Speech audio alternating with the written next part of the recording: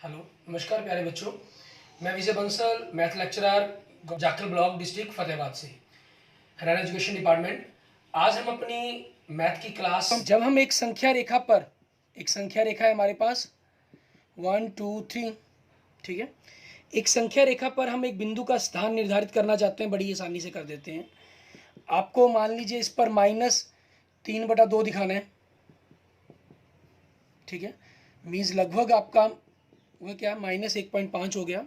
आप इसको यहाँ पर स्थान निर्धारित कर देते हैं, ये इसका -3/2।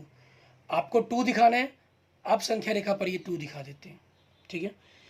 लेकिन ये हमारे पास क्या था, अगर आपके पास 1 है, ठीक है, तब हम इसकी बड़ी ही आसानी से कर देते हैं और इसकी हमने व्याख्या भी कर चुके हैं हम ऑलरेडी। लेकिन जब हमें एक बिंदु की स्थिति बताने के लिए एक से अधिक रेखाओं की आवश्यकता हो, ठीक है, एक से अधिक जो चीज़ें जानकारियाँ हमें दी गई हों, तब हम उसको किस प्रकार से दिखाएंगे, उस चीज़ के बारे में हम यहाँ पर इसके अंदर चर्चा करेंगे।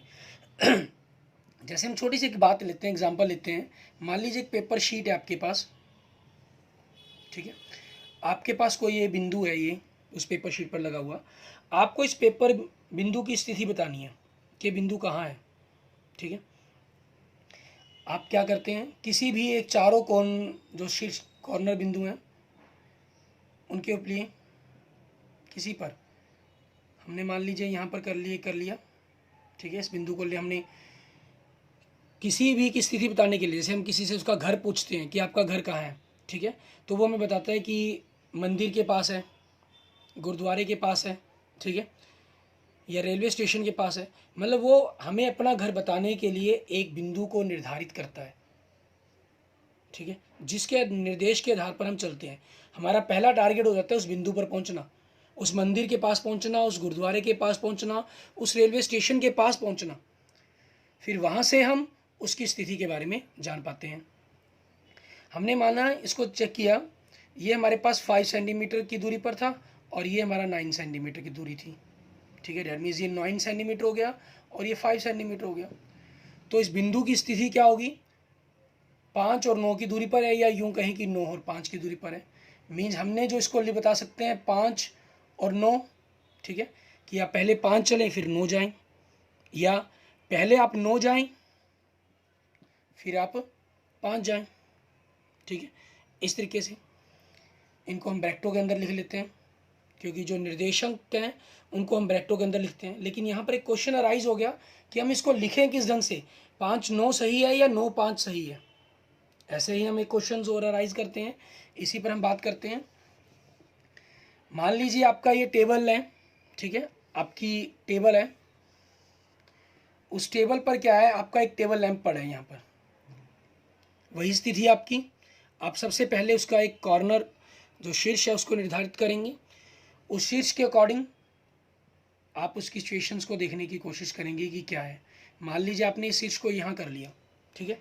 यहाँ पर करने के बाद आपके पास चॉइस है, आप इन दूरियों को कितना मानते हैं, इसमें कोई प्रॉब्लम नहीं है कि आपने कितना लिया कितना नहीं लिया, ठीक है। मान लेते हैं हम इसको 30 सेंटीमीटर ले लेते हैं, इसको 40 सेंटीमीटर ले लेते हैं, ठीक है। अब दोनों ही सिरों पर मेज एक समतल आकृति थी हमारे पास, और ये एक बिंदु था जो जिसको हमने लैंप पोस्ट था उसको एक बिंदु की तरह मान लिया। हमने दोनों तरफ से उसकी दूरियों को मापा 30 और 40 सेंटीमीटर। मीन्स अब इस बिंदु से हमारे पास वही क्वेश्चन अराइज होता है कि ये पहले हम 30 सेंटीमीटर चलें फिर 40 चलें, या पहले 40 चलें फिर 30 चलें। क्योंकि ये 40 है तो ये भी 40 होगा, ये 30 तो ये 30 होगा। मीन जो इसके निर्देशांक है वो 40 30 लिखे जाएं या 30 40 लिखे जाएं, ठीक है। या यूं कहें कि हम इनको इस रूप में लिख सकते हैं, क्योंकि अभी तक हमें पता नहीं है ना, हमें लिखने के ढंगों के बारे में जानकारी नहीं है, तो हम इसको 40 30 या 30 40 के रूप में लिख सकते हैं, हम ये कह सकते हैं, ठीक है। लेकिन यदि हम बात करें, हमें एक ऐसी स्थिति दी गई हो, मान लीजिए टेबल्स या कुछ छोटे छोटे कमरे बने हुए हैं आपके, मान लेते हैं ये, ठीक है। इन छोटे छोटे कमरों के अंदर आपके पास ये छोटे छोटे लाइंस खींच ली गई हैं, जिनसे ये छोटे छोटे कमरों के रूप में बदल गए। इनको हम यहाँ पर स्तंभ कह देते हैं और ये हमारी पंक्ति होगी, ठीक है। अब कोई इस जगह पर बैठा है, कोई स्टूडेंट, उसकी स्थिति मापनी हमें क्या होगी, हम यहाँ से देखते हैं 1 2 3 4 5 6 7 8 9, यहाँ से 1 2 3 4 5, ठीक है। तो इसकी स्थिति वही चीज़, 5 स्तंभ और 5वें स्तंभ में और तीसरी पंक्ति में बैठा है वो, ठीक है। हमने कोई और स्थिति जांचनी है, ये जी देख लीजिए। तो इसमें क्या है, वो तीसरे स्तंभ में और चौथी पंक्ति में बैठा है, ठीक है। कहने के लिए हमारे पास क्या है, हम किस ढंग से इसको कहेंगे, हम जो नीचे की तरफ से है, जो हम क्षैतिज रेखा लेते हैं, ठीक है, इसके बारे में हम पहले कह देते हैं, और जो हमारी ऊर्ध्वाधर रेखा होती है पंक्ति के रूप में जिसको हम रिप्रेजेंट कर रहे हैं, उसको हम बाद में लिखते हैं। तो उस रूप में जो इसके निर्देशक बन जाएंगे, जो इसकी सिचुएशन को निर्देशित कर रहे हैं, ये 5 स्तंभ और 3 पंक्ति है, तो 5 3 हो जाएंगे इसके निर्देशांक। ये 3 स्तंभ और 4 पंक्ति है, तो इसके निर्देशांक क्या बन जाएंगे, 3 4 हो जाएंगे। 5 3 और 3 5 में फर्क होगा। 3 5 का मतलब क्या होगा, तीसरे स्तंभ की 5वीं पंक्ति में, मीन्स यहां पहुंच गए आप, ये चीज, ये आपके पास 3 5, ठीक है। इसलिए 5 3 और 3 5 में बड़ा फर्क रहता है। हम जो पहला बिंदु है उसको हम स्तंभ, जो क्षैतिज रेखा होगी, ठीक है, उसके बिंदु के रूप में लेंगे, और जो दूसरा बिंदु है उसको हम पंक्ति वाले बिंदु के रूप में लिखेंगे, प्रदर्शित कर देंगे, ठीक है, जिससे हम उसको बड़ी ही आसानी से उसकी जो स्टेशन है उस पर काम कर पाएंगे। इसके अंदर हम किसी भी स्थिति के अंदर रखी हुई वस्तु के बारे में चर्चा कर सकते हैं, ठीक है। इसी चर्चा ने आगे धीरे धीरे कंसेप्टों को बढ़ाते हुए हमारी जो मैथमेटिक्स की एक मेन ब्रांच, ठीक है, जिसको हम निर्देशांक ज्यामिति कहते हैं, जिसको हम निर्देशांक ज्यामिति कहते हैं, उसकी उत्पत्ति की, हम यहाँ कहें कि उसका जन्म किया दिया। इसके जन्म के बारे में ज़्यादा डिटेल तो आप हायर क्लासेस के अंदर स्टडी करेंगे, थोड़ा सा आप 9th में, और थोड़ी सी बातें आप 10th क्लास में पढ़ेंगे, और 11th 12th के बारे में इसके अंदर डिटेल के अंदर स्टडी करेंगे इस चीज़ों के ऊपर, निर्देशांक ज्योमेट्री, कोऑर्डिनेट ज्योमेट्री के ऊपर, ठीक है। इसकी जो प्रारंभ है, हम यहाँ कहें जो स्टार्टिंग है, हमारे फ्रांसीसी दार्शनिक और गणितज्ञ कहें रेने डेकार्ते, ठीक है, रेने डेकार्ते का नाम लिया जाता है इसके अंदर, ठीक है, जिन्होंने इसके ऊपर काम किया, और इस निर्देशक ज्योमेट्री पर यह कहें कि उन्होंने सबसे पहले काम करके इसकी हमें एक मैथमेटिक्स के अंदर एक नई ब्रांच दी, और उन्हीं के सम्मान के अंदर रेने डेकार्ते, जो फ्रांसीसी मैथमेटिशियन थे और दार्शनिक भी थे, फिलोसफर भी थे, उन्हीं के सम्मान में इस जो निर्देशांक ज्यामिति है, ठीक है, इसको कार्तीय पद्धति भी कहा जाता है। क्या कहते हैं हम इसको, कार्तीय पद्धति।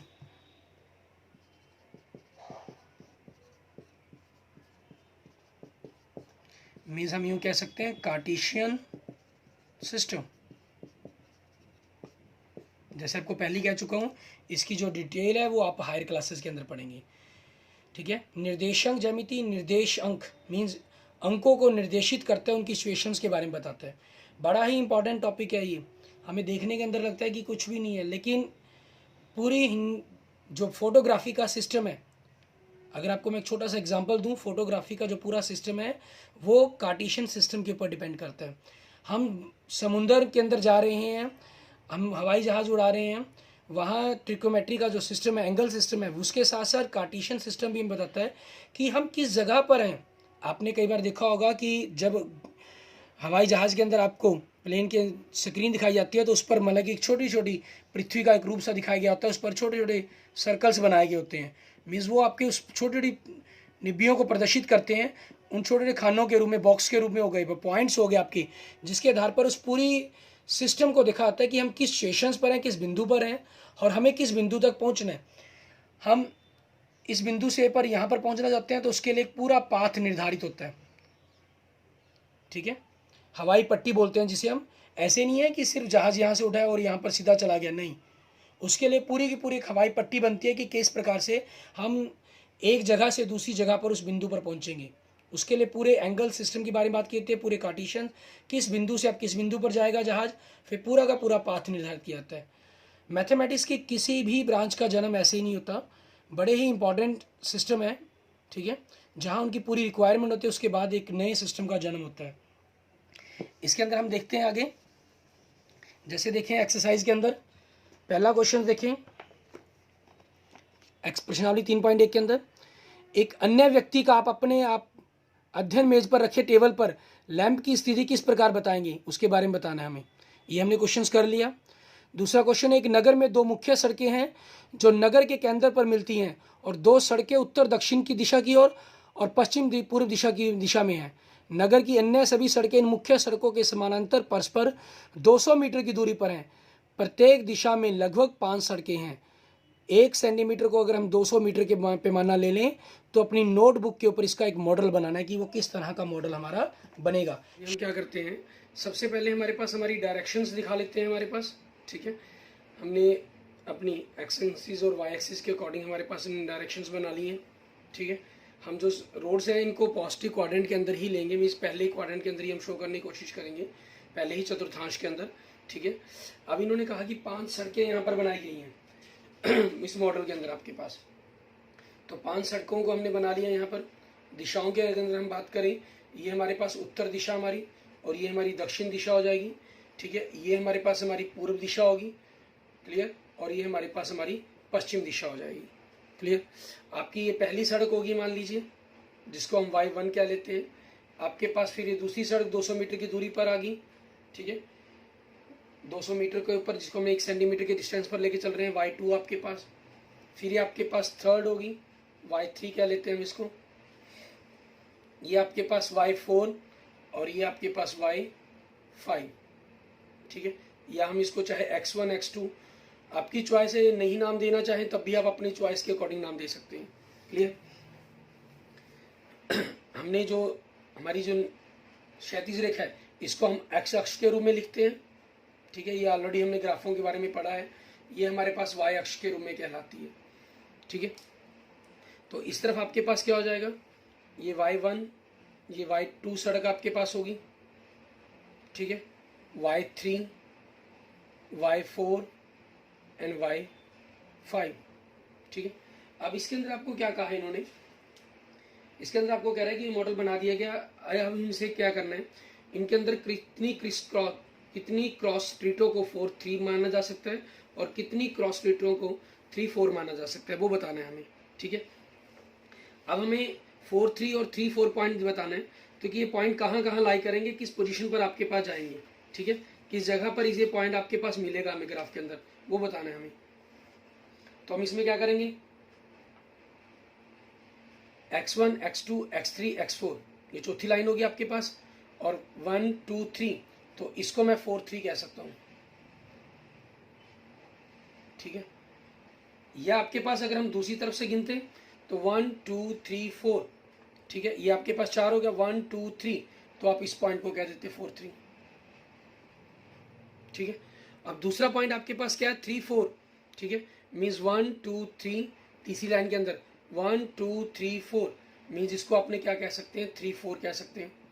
ठीक है, और दूसरी तरफ से हमारे पास क्या पॉइंट हो गए, यहाँ से अगर 3-4 करते तो 1 2 3, और इस तरफ 1 2 3 4, तो इसको भी हम 3-4 कह सकते थे। मीन्स दो सेम पॉइंट को हमने दो अलग अलग नाम दे दिए गए, तो यहीं से हमने निर्देशांकों का निर्धारण किया। ठीक है, रेने दुकार्ते द्वारा। ठीक है, कि जो पहले मान है वो x का लिखा जाएगा, जो बाद में मान है वो y का लिखा जाएगा। x का जो मान है भुज कहलाएगा, और जो y का मान है वो आपका कोटि कहलाएगा। ठीक है, इस प्रकार से इनका जो ग्राफ का डिस्ट्रीब्यूशन है, ग्राफ है, वो बनाया गया, और उसके अकॉर्डिंग मीन्स आपको इस पॉइंट को 4-3 ही कहा जाएगा, 3-4 कैंसिल किया गया, और इसको हम 3-4 ही कहेंगे। मीन्स थर्ड लाइन के अंदर फोर्थ आपके पास x की वैल्यू 3 और y की 4, और इसका जो 4-3 वाला पॉइंट है उसको कैंसिल किया गया।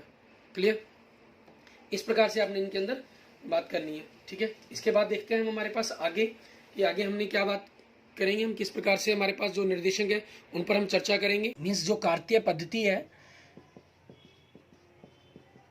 वो क्या है, वो इन्हीं चीज़ों के ऊपर बनी हुई पद्धति है हमारी। ठीक है, जिसके अंदर उन्होंने इन दो रेखाओं को लिया, जो हमारी क्षैतिज रेखा है इसको x अक्ष का नाम दिया गया, जो हमारी ऊर्ध्वा रेखा है इसको y अक्ष का नाम दिया गया, इस तरफ धनात्मक संख्याएं ली गई, इसमें ऋणात्मक संख्याएं ली गई, अंक लिए गए, ऊपर धनात्मक और नीचे ऋणात्मक लिए गए। जहाँ ये बिंदु जो हमारा मेन बिंदु हुआ जिस पर हमने पूरे काम को करना है, इसको मूल बिंदु माना गया, और जो इसके निर्देशांक है वो 0 0 माने गए। एक्स अक्ष का भी 0 और वाई का भी 0, मतलब क्षैतिज रेखा हम जानते हैं जो हम निर्देशांक लेंगे वो एक्स और वाई के रूप में लेंगे, क्योंकि पहला बिंदु आपका एक्स का क्षैतिज रेखा का लेंगे, फिर हम ऊर्ध्वाधर रेखा का लेंगे जो कार्तीय पद्धति कहती है। एक्स के जो मान है उसको भुज कहा जाता है, मीन्स एब्सिशा, और जो वाई का मान है उसको कोटि कहा जाता है, मीन्स ऑर्डिनेट। इस तरफ हम प्लस के मान लेते हैं 1 2, इस तरफ माइनस के -1 -2, ऊपर प्लस के लेंगे 1 2, नीचे माइनस के लेंगे -1 -2। ये हमने 2 2 ही लिखे हैं, जैसी आपको रिक्वायरमेंट होगी, जैसा आपको जरूरत हो आप उस हिसाब से किसी तरफ कम या किसी तरफ ज़्यादा भी लिख सकते हैं। अपनी रिक्वायरमेंट के अकॉर्डिंग आप सारा काम कर सकते हैं। इसके अंदर हमारे पास इसको हम प्रथम चतुर्थ, ये 4 जो पूरा तल है वो 4 भागों में बट गया, ठीक है। जो कार्तीय तल है हमारा वो 4 भागों में बट गया, मीन्स आपका जो तल है वो 4 भागों में विभाजित होता है, या यूँ कह सकते हैं जो दोनों अक्ष हैं, अक्ष मिलकर पूरे इस तल को 4 भागों में विभाजित करते हैं। जिन 4 भागों में विभाजित करने के कारण हम इनको चतुर्थांश कहते हैं।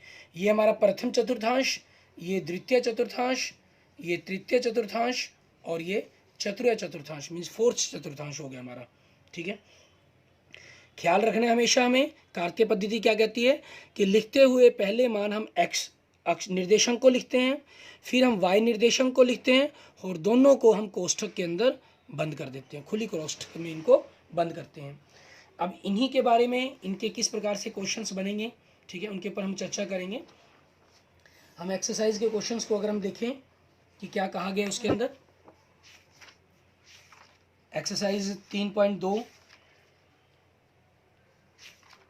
इसके अंदर कुछ क्वेश्चन सत्य असत्य के बारे में बात कर रहे हैं, ठीक है। प्रश्नों के उत्तर देने हैं हमें।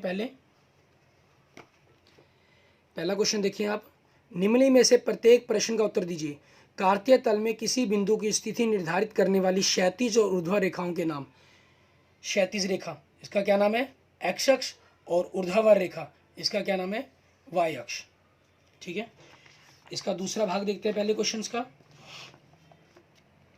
इन 2 रेखाओं से बने तल के प्रत्येक भाग का क्या नाम है, मीन्स प्रत्येक भाग को हम क्या कहते हैं, ठीक है, उसके बारे में बताएं।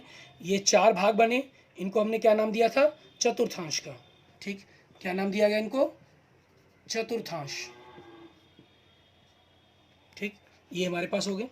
नेक्स्ट, उस बिंदु का नाम बताएं जो जहां 2 रेखाएं प्रतिच्छेद होती हैं। ये दोनों अक्ष आपके जहां प्रतिच्छेद होते हैं, इस बिंदु का नाम बताना है। इस बिंदु का नाम क्या है हमारे पास मूल बिंदु, इस बिंदु को हम क्या कहते हैं मूल बिंदु।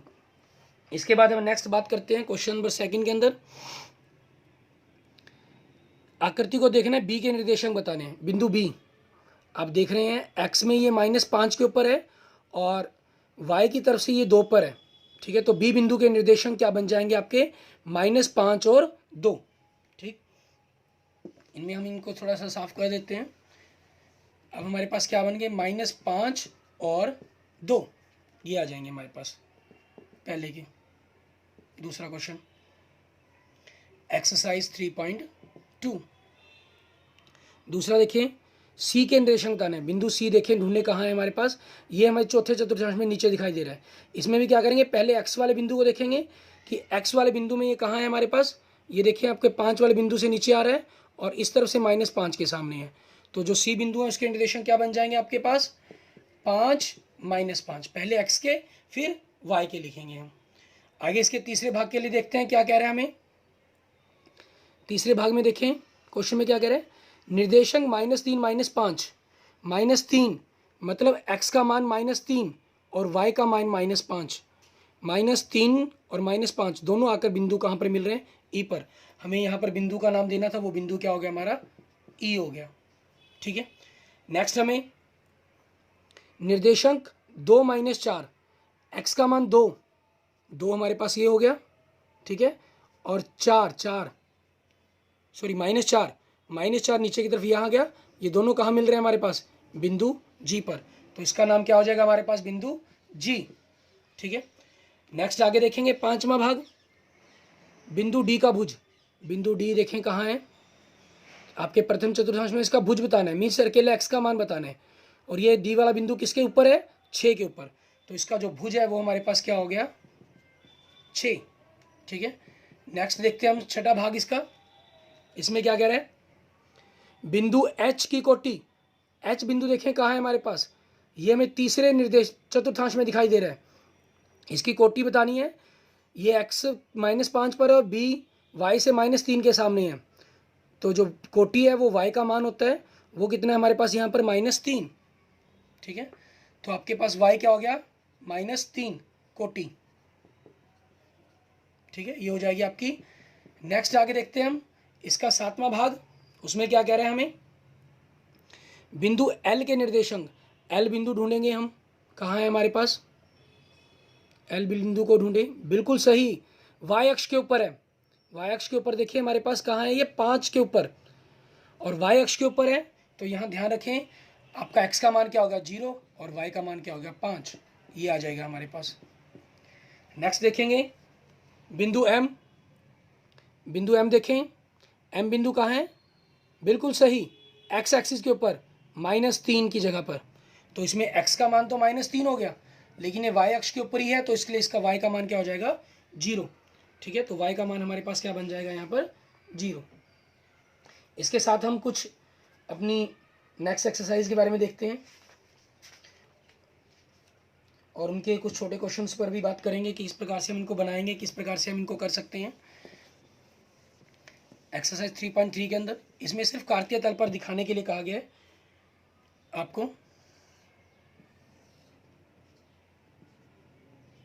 अब कार्तीय तल में इन बिंदुओं को दिखाकर दिखाएंगे। हम इन बिंदुओं को बना लेते हैं यहाँ पर 1, 2, 3, 4, 5, 6, इस तरफ -1, -2, -3, -4, -5, -6, ऊपर 1, 2, 3, 4, 5, 6, नीचे -1, -2, -3, -4, -5, -6। बराबर को जरूरी नहीं है, जैसी रिक्वायरमेंट हो उस हिसाब से आप कम ज़्यादा भी कर सकते हैं। कहना पहला क्वेश्चन, किस चतुर्थांश में या किस अक्ष पर बिंदु स्थित है, कार्तीय तल में इनका स्थान में निर्धारित करना है। सबसे पहला -2, 4, x -2 और y 4।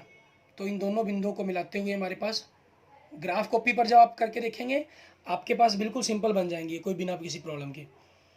दूसरा उसके बाद 3 - 1, x 3 और y -1 नीचे की तरफ आ जाएगा आपके पास, ये बन जाएंगे हमारे पास।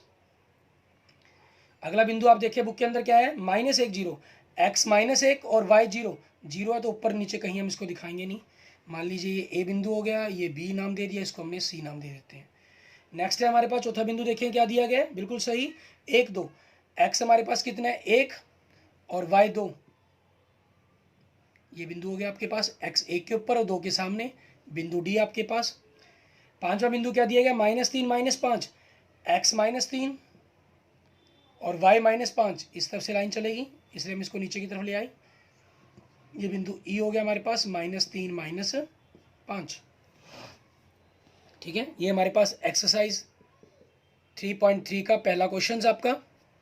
ऐसे ही दूसरा क्वेश्चन दिया गया, अक्षों पर दूरी का उपयुक्त एकक लेकर नीचे दिए गए सारणी में बिंदुओं को तल पर आलेखित कीजिए। मीन्स इसको ग्राफ कॉपी पर बनाने की कोशिश करें। ठीक है, हम इसके लिए ग्राफ कॉपी पेपर पर बनाते हैं, देखते हैं इसको ग्राफ पर ट्राई करके। इसके 30.3 के हम दूसरे क्वेश्चन में देखते हैं। हमें ये मान दिए गए हैं -2, 8, मीन्स x का मान -2। हमने ग्राफ पर थोड़ा सा इसको कर लेते हैं, थोड़ा सा एडजस्ट करके हम पास जाते हैं, देखते हैं कि इसमें क्या चीज़ दिखाई दे रही है। आपके पास x -2 है। ठीक है, x -2 का अर्थ क्या हुआ, आपके पास जो बिंदु है और y का मान 8 दिया गया है। ठीक है, x -2 और y 8, तो उस चीज़ के अकॉर्डिंग हमारे पास क्या हो जाएगा, x -2, तो -2 वाली लाइन ग्राफ कॉपी के बंद क्या होते हैं, आपके पास छोटी छोटी डब्बियों के अंतर दिए गए होते हैं। यहाँ से हमारे पास और समझना थोड़ा सा आसान हो जाता है, गलती जो चांस है वो कम हो जाते हैं। -2, 8, इधर से 8 के सामने हमारे पास हमारा ये बिंदु बन गया, -2, 8। उसके बाद अगला बिंदु आपको जो दिया गया किताब में, आप देख सकते हैं -1 पर 7, -1 सामने 7 के ऊपर आपके पास ये बिंदु हो गया, -1 और 7, ठीक है। तीसरा बिंदु आपको दिया गया 0 पर -1.25 मीन्स 1 और 2 के बाद छोटी डिब्बियाँ जो वो 0.1 को रिप्रेजेंट करती है, तो हम तीसरी छोटी डिब्बी के बीच में निशान लगा देंगे, ठीक है। आपके पास आ जाएगा 0 पर -1.25। तीसरा दिया गया 1 3, x का मान 1 तो y का 3, 1 के सामने इधर से 3 के सामने 1 3 ये हो जाएगा। आगे 3 पर दिया गया है -1, 3 पर -1 तो नीचे की तरफ आ जाएगा हमारे पास, ये हो जाएगा, ठीक है। और इसका मान क्या हो गया 3 -1, x का मान 3 और y का मान -1। इस प्रकार से हमारे पास जो ये पूरी एक्सरसाइज है 3.3 ये सारी कंप्लीट हो जाती है। हमें जो निर्देशांकों के बारे में जो बातें हैं वो समझ में आ जाती हैं। इस तरह आप अपना 3rd चैप्टर कंप्लीट कर लेंगे और उसके रिगार्डिंग अपने नेक्स्ट लेक्चर्स के अंदर 3rd चैप्टर के ही, ठीक है, कुछ ऑब्जेक्टिव टाइप क्वेश्चंस के बारे में और कुछ अदर कंसेप्ट जो आपके निर्देशांक ज्यामिति से क्लास 9 से जुड़े हुए हैं और जिनकी ज़रूरत हमें क्लास 10th के अंदर भी पड़ेगी, हम उन पर अगले लेक्चर्स के अंदर बात करेंगे, ठीक है। Okay, thank you friends, thank you student.